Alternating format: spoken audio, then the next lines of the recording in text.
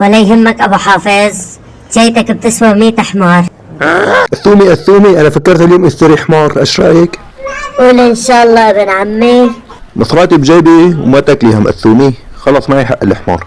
بتعرفي يا الثومي اذا اشتريت الحمار وحطيت عليه 30 وصرت بيع بموسكو لحتى ذنجل تصير ذنجل واحد بموسكو، بدك فيه الثومي انا رايح سلام.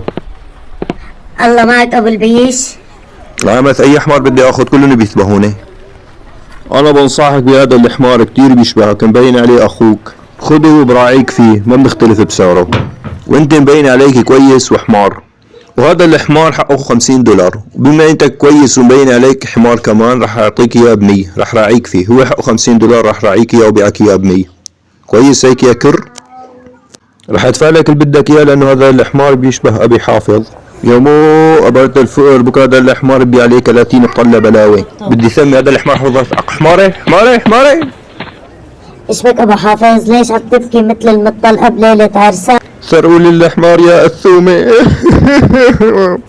صحيح كلكم حمير، بس اشو بده يعوضني عن الحمار اللي بدي يبيع عليه 30. ولا يهمك ابو حافظ، جيتك بتسوى 100 حمار.